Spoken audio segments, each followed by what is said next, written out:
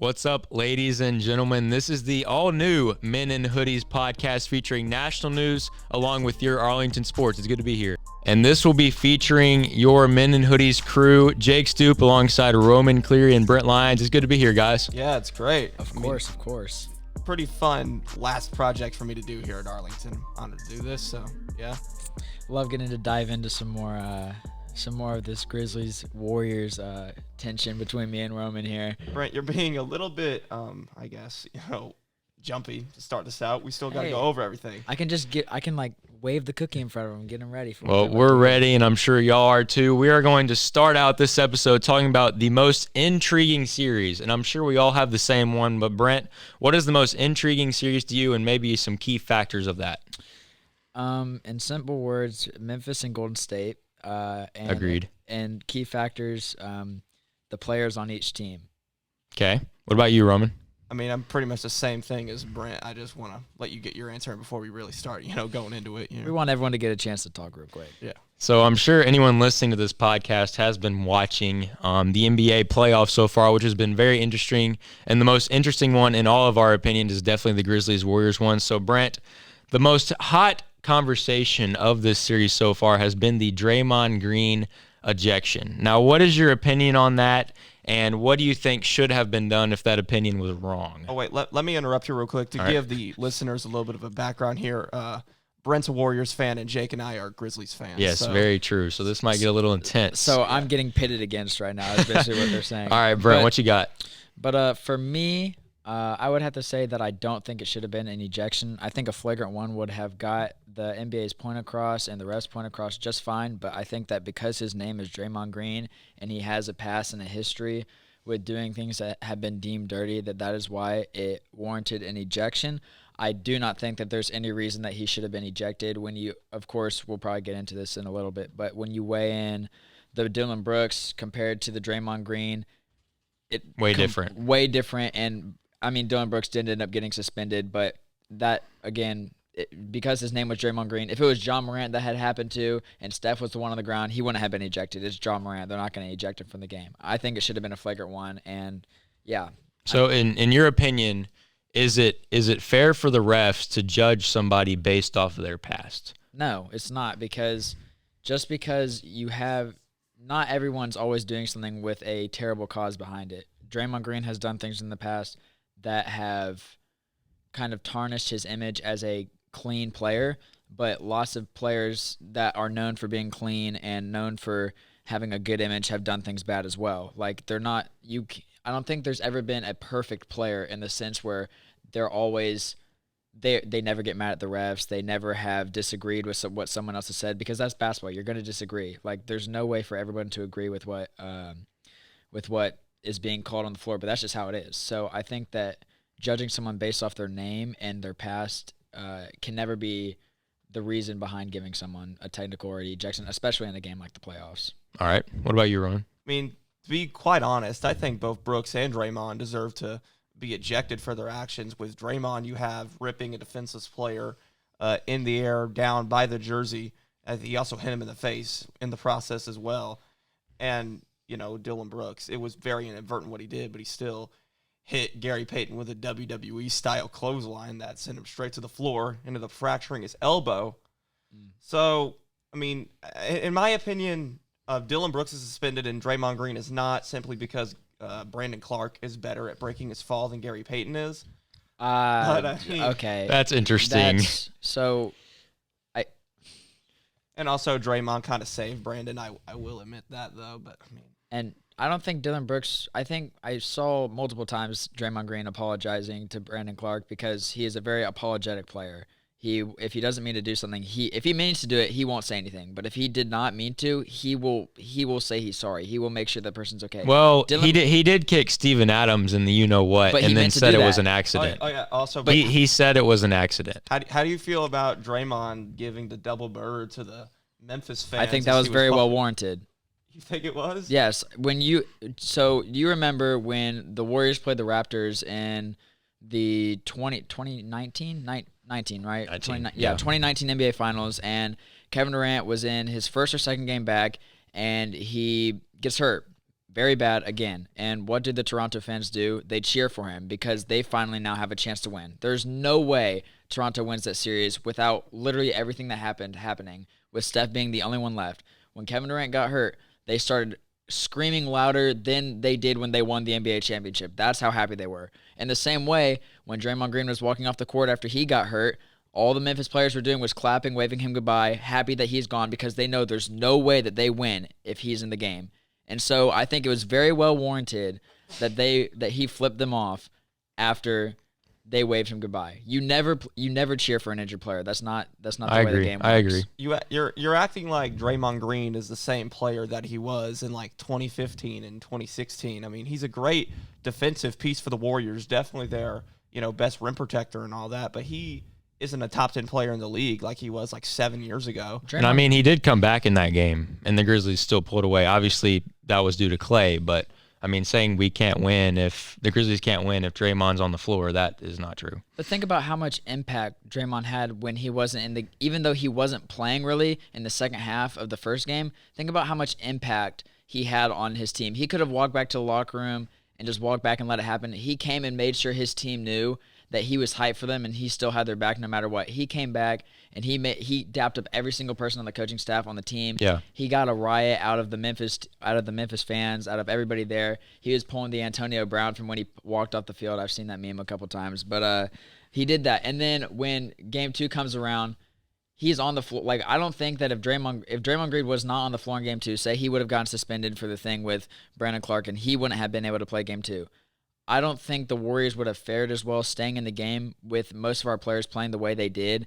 And with Gary Payton being our best defender being out, I don't think they would have fared the same way if Draymond Green Oh, well, was yeah. there. I mean, he makes a tremendous impact on both sides of the floor. I mean, I don't say they have 3 championships if you don't have Draymond in there who's willing to guard their best player at any size, and he's willing to pass the ball and not shoot his own shots. So I agree. I mean, no one's questioning his character, his on-floor talent. We were questioning the fact that Draymond has had some things in the past. I mean, if Ja had kicked somebody in the nuts and he had done all those different things, then we'd be like, hey, maybe Ja did do that intentionally. Because, I mean, we've seen it in the past. You can say the same thing about life, like in crime or anything. Like if someone does something for the first time, they're not going to be convicted as harsh. But if you have a, constant murderer who's been doing something over and over again, their thing is going to be more harsh. See, someone with little crime rate is let go earlier. That's why I think that in the Draymond situation, that it was a flagrant 2, and I think it warranted a flagrant 2, because even if it wasn't as worse as Dillon Brooks, number 1, Draymond was not suspended. He was fine. So obviously the NBA didn't think it was worse, and that's why he got a 2, and also Brooks got a 2. Well, Draymond Green got a fine for flipping off the Memphis fans. He didn't even get anything for the 2. I think he got 2 additional fines, actually, like one for the flagrant 2 and other one for the obscene gesture thrown at the Grizzlies fans. One impact that I think not enough people are talking about in the series has been the absence of Steven Adams, the Grizzlies starting center. He was ruled basically, he was pretty much irrelevant in the Timberwolves series because he was matched up with Karl Anthony Towns, who was going out of the perimeter. And that's obviously not Steven Adams' game, but this is a completely different matchup for Steven Adams. There's really no one for the Warriors that can really take him out in space, no one really that can match up with him. And I think if you have him in there with that defensive and offensive rebounding, I do not think the Warriors are getting nearly as many chances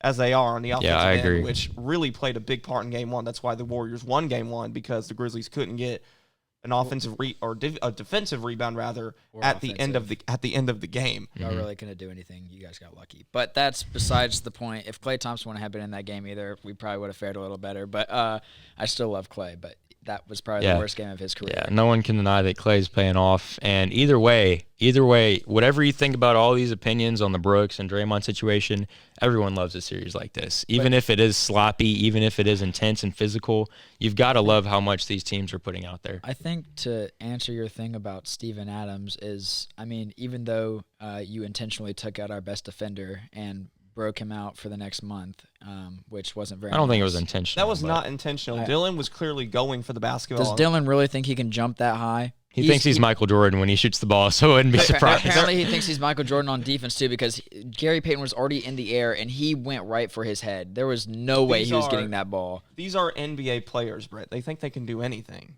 That's the whole life. Okay, so staying on topic before I go off on a rant about NBA players and what they can and can't do, but I think that, Draymond Green is the perfect person to guard Steven Adams again. I actually agree with that statement. Because- I agree.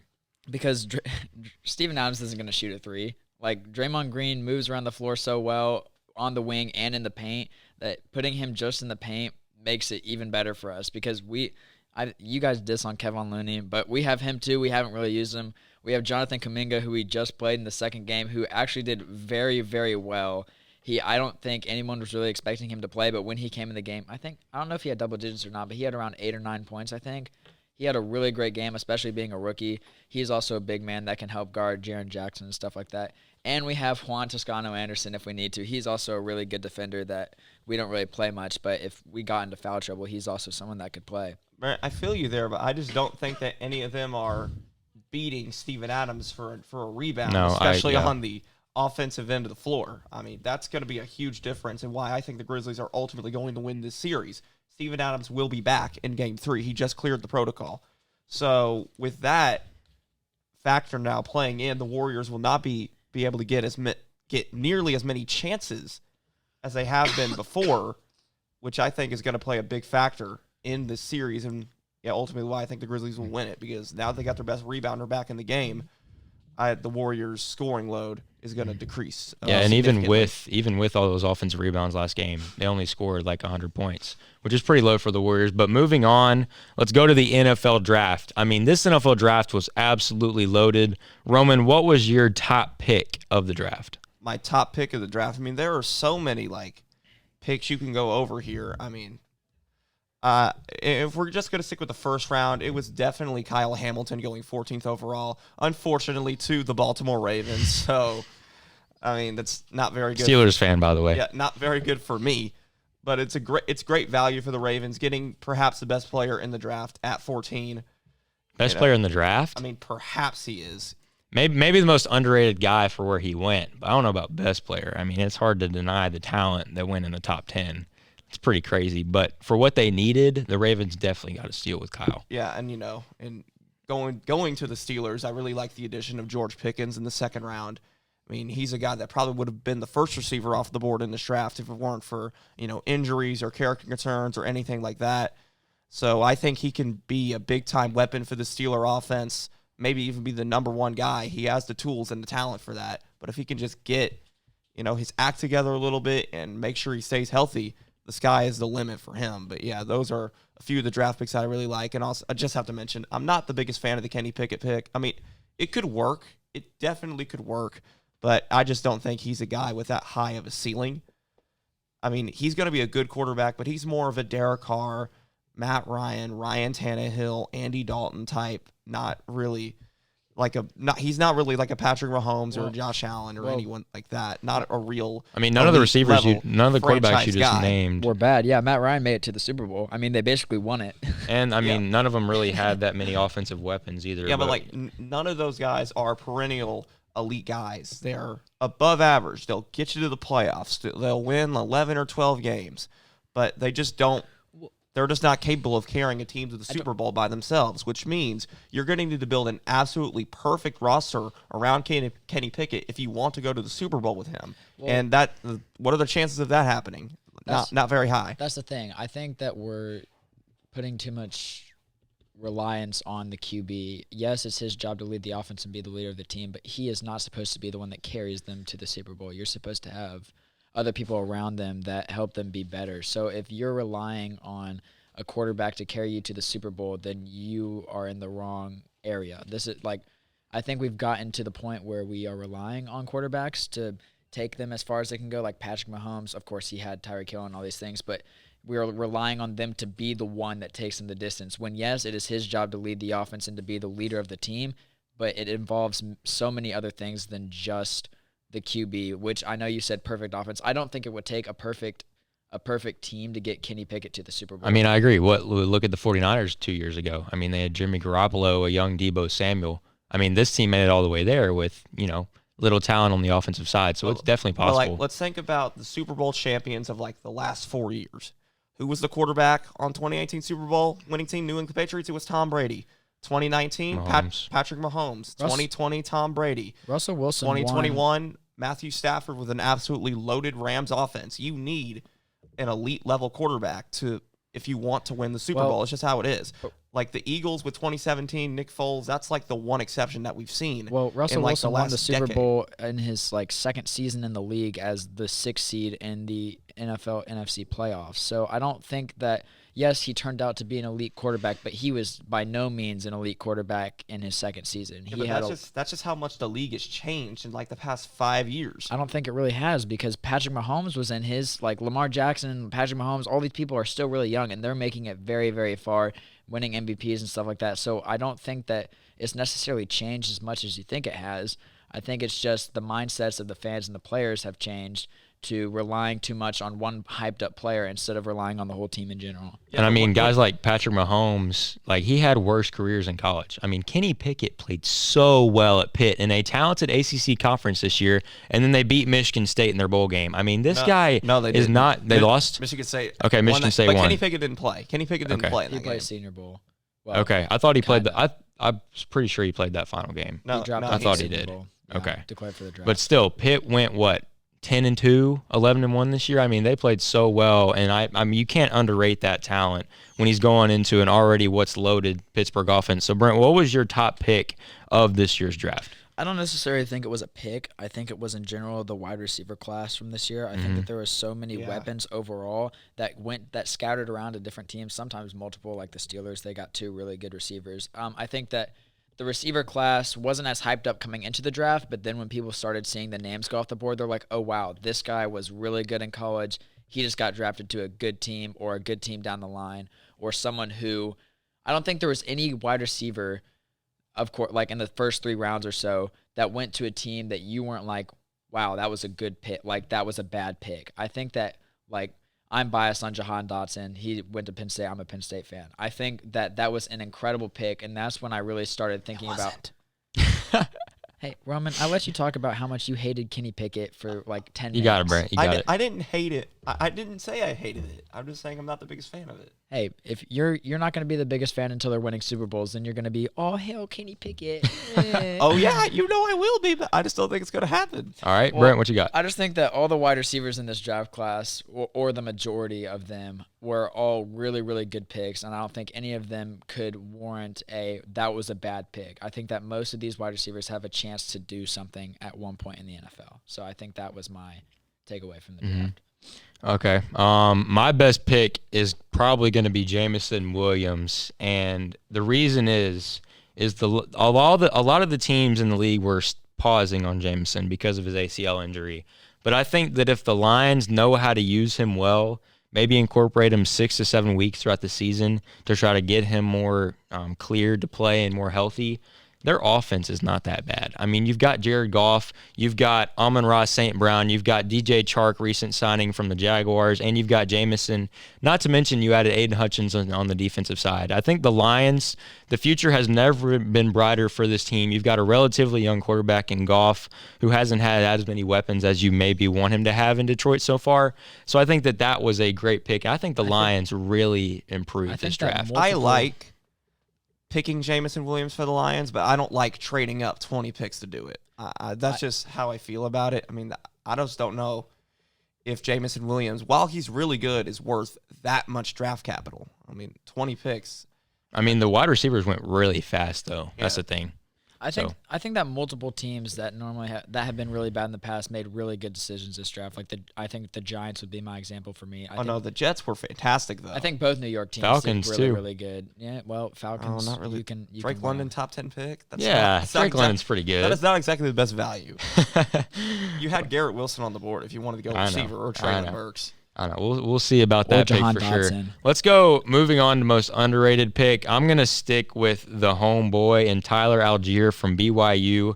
Picked him up in the 5th round. I mean, this guy played so well at BYU this past year. He was a former walk-on linebacker at BYU, transferred to running back. Why do you say homeboy? What is I got to stick with my team is what I'm saying. My most underrated pick had to come from my team in the 5th round.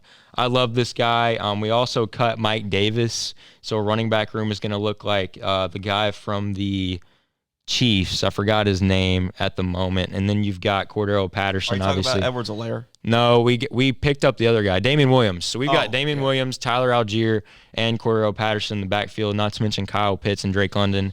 Obviously, the Falcons' wide receiver room is not looking too great right now, but we definitely improved, and I love this value pick in round 5.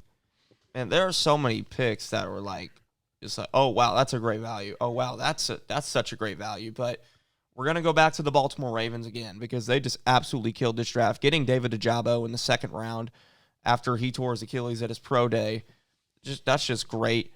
A great get for Baltimore, because people forget, Aiden Hutchinson was great, but you had David Ojabo on the other side of that edge, also creating a lot of pressure, which created a lot of one-on-one opportunities for Aiden Hutchinson. So I think him and Odafe Owe in Baltimore could be a really, really lethal pass rush duo that is going to do wonders for Baltimore for years to come.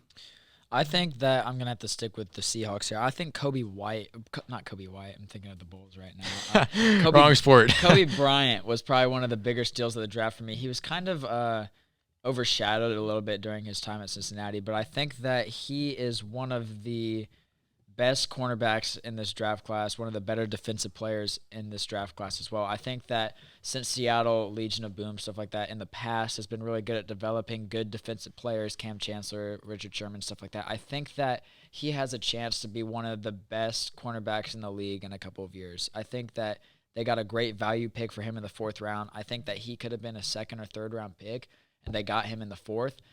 Along with a lot of other defensive assets. So I think that was really, really good for the Seahawks, and I think it'll pay off. Before we get off of this draft conversation, this topic, I wanted to ask y'all, what did y'all think of the Trayvon Walker pick going number 1 overall? I mean, because that's a real interesting debate. A lot of fans love it. A lot of fans hate it. I mean, what do you guys think about it? I mean, I think if you have an opportunity to get him at 1, I mean, if that's what you need, then why not? I mean, the Jaguars needed a defensive anchor on that line. That's what they've been looking for a long time because they just drafted Trevor Lawrence last year at 1. They need somebody at defense and they can rely on. And with his size and his speed, I mean, we haven't seen that in a while in the draft. And I think getting him is going to be a great asset for this young Jaguars team. Ryan, what about you?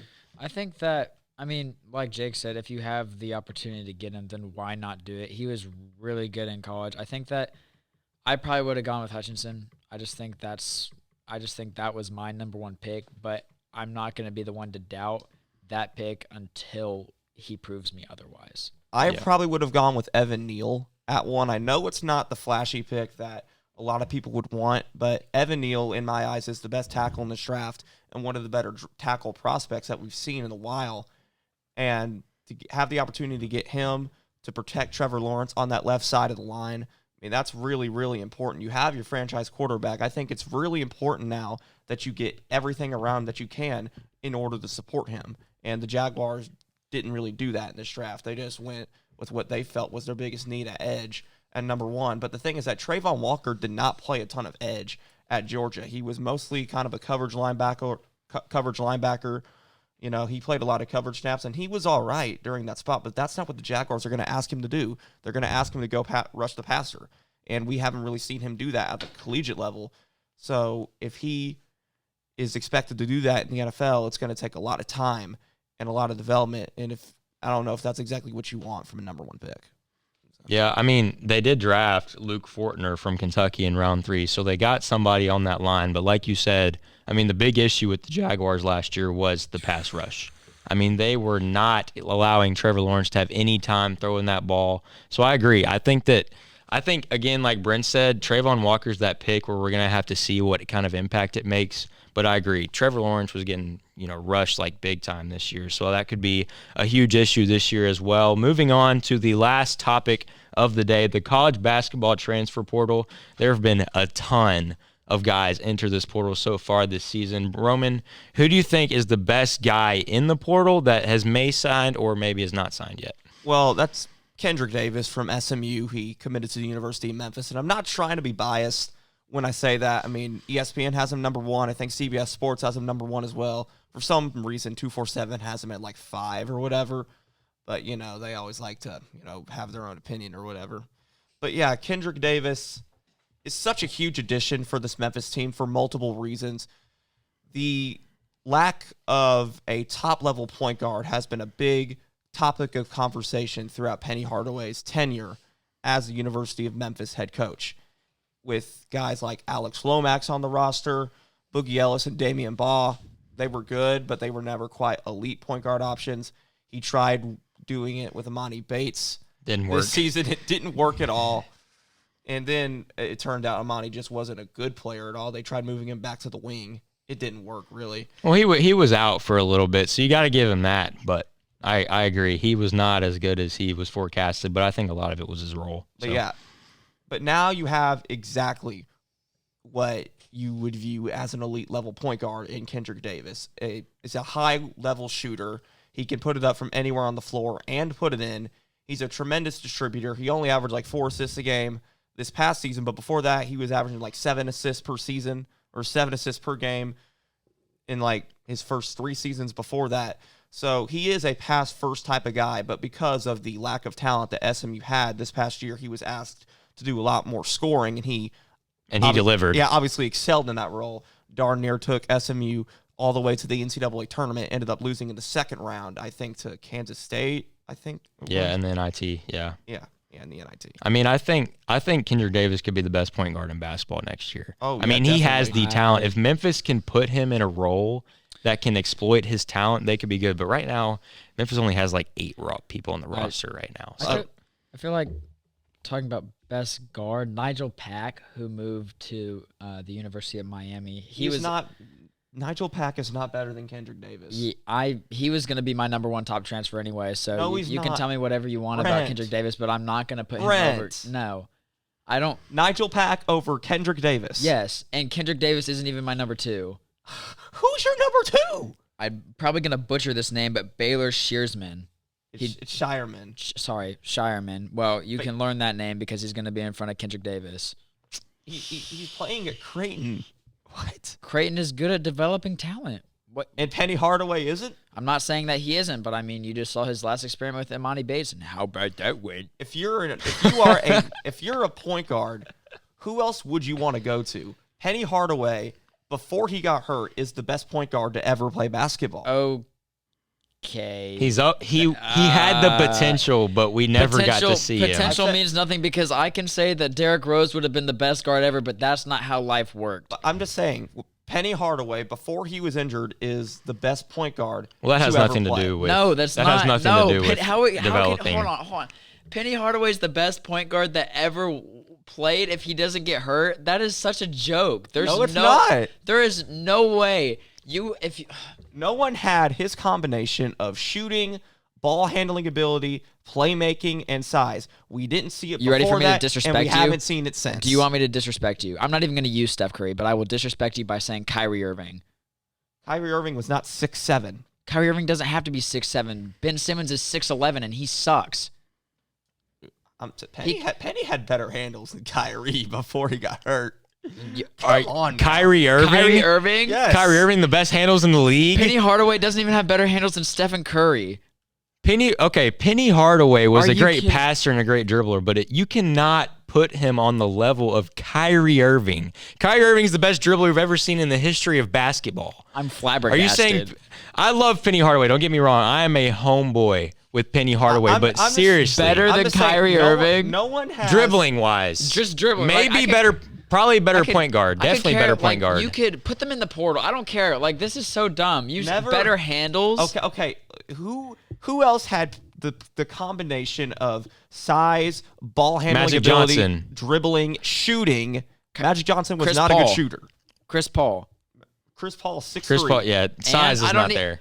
You don't You don't need size though to be a great point size guard. to be a great guard. But I'm just saying. Besides Magic Johnson, it helps. the top guards. So in the are you league, okay? Your main point was that Penny Hardaway can develop young point guards. because what is he that? would have been the best point guard ever. That's some great. So logic. why do you believe that he could develop good point guards? I mean, we haven't seen it so far.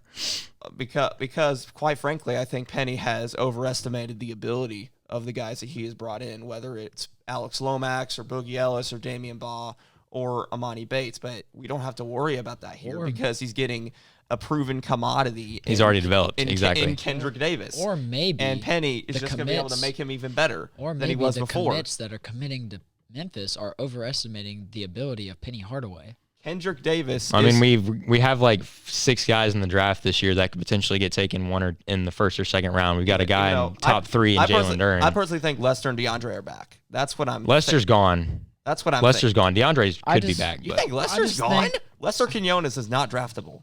Yeah, maybe we'll see. Like Lester Quinones is not draftable. All right, but anyways, I know he worked let's out get for the back. Thunder. Oh, yeah, and shout out to Penn State for picking up winners in the portal. That's going to be big. I like it. All right, we'll see. Memphis, anyways, needs to pick up like 7 more guys from the portal, but we'll see how that goes. And shout out to Justin Morgan for heading out to Murray State. I hope so. Brent, who was your top pick? You already mentioned one. Is that your guy? Top pick for the NBA draft? No, for the transfer portal. Oh, yeah. Pack is definitely my number one. Nigel Pack probably could be the best guard in basketball besides Amani Bates after he gets his crap together at Eastern Michigan or Michigan. For the value. If Amani Bates goes to Eastern Michigan, that would be just a huge detriment to his career and his development. I disagree. Why? I disagree. Why? I mean, Amani, in our opinion, played awful this year. Because if you can't take shots at a lower level program because they aren't as prestigious or as proven as a Memphis program. Here's the thing: if Amani, if he were coming out last year and wanted to go to Eastern Michigan, it would make a bit more sense because you get to hide yourself a bit more and just. Amani's not going to hide wherever he's at. Yeah, and play against lower level competition, dominate. But he was already at Memphis and he got exposed. So is it really going to impress draft scouts to be like, oh, he's dominating at Eastern Michigan against lower level competition? Here's the thing to where I think you're disrespecting the more lower level conferences, meaning. Me being a runner, I've realized that divisions really, like for the most part, do not matter. Like and especially in Division I, these are all Division I prospects playing in the college basketball world. So everyone you're getting is pretty much proven in their own way to the point that they're on the roster. Like me and Jake are not going to go out as good as we think we are at basketball. We're not going to go out and make any Division I school to play basketball. That's just not how it works. Which means that if you are on a college level Division I team, you are good at what you do. Yeah, but like Amani Bates, his stock this past year was ruined so horribly to the point that by Penny Hardaway. The only thing to, I guess, salvage that is to go to a high-level program and beat the greatest competition. That is how he's going to get his status back. But it's not like he included terrible, like Michigan is in his top 6. Michigan is a Big Ten school. That is not a bad conference. He had, like we saw, there were multiple reports that Michigan isn't actually recruiting him. He just put him on there. Jalen Duren, multiple reports of that. Jalen Duren had Penn State in his top 11. Ooh. Like, you think Penn State sucks. All right, we've got to move on. So, we're at 33 minutes so far.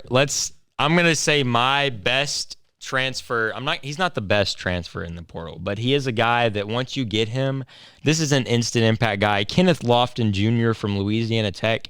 This is a guy that he's the closest resemblance in play style that we've seen to Zion since he left college basketball.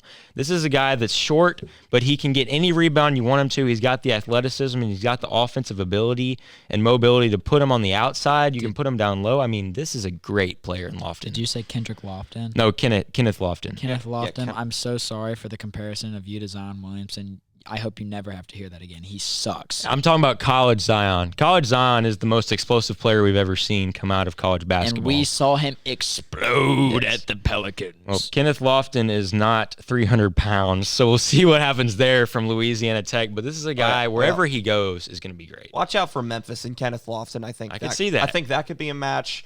Also, Houston and Kenneth Lofton, that's also a Kenneth Lofton's more offensive base. Houston goes after defensive guys first and develops offense. I've heard Houston's a possibility for him. That could be. I'm basing all of this off of reports. Watch out for Penn State. Yeah, well, maybe. Also, an underrated guy in the portal I want to mention is Caleb Murphy.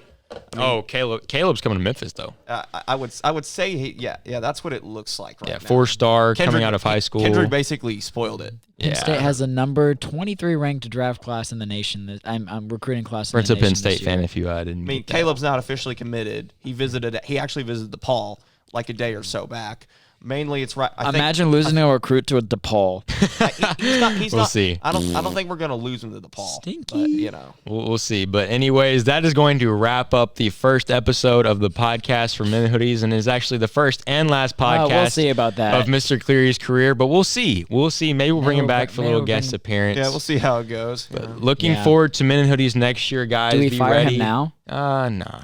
Should we fire him on after. air? Are y'all know? Do y'all know who you're gonna bring into? Nah, we'll have a little hiring process and see what happens. Yeah, there. if you want to be a part of the Men in Hoodies crew for next year, submit Let your us know. application. Yeah. And Men in Hoodies is going to look way different next year, more Arlington-based. I'm looking forward to player interviews, coaches interviews, all about Arlington sports, and even some national predictions as well. So looking forward to Men in Hoodies It's going to be next a year. lot uglier cast without Roman on here making us look good. So. Yeah, for sure. He's definitely the highlight of the show. But we are going to end off the day. Thank you for watching the first Signing off for podcast now. of the Men in Hoodies show. Pound it. Pound it. Again. That's perfect. See We don't ya. really have our own thing, but should we all come right, here we with go.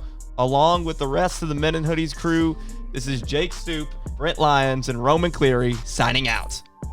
That's another Arlington Tigers first down. Go Tigers.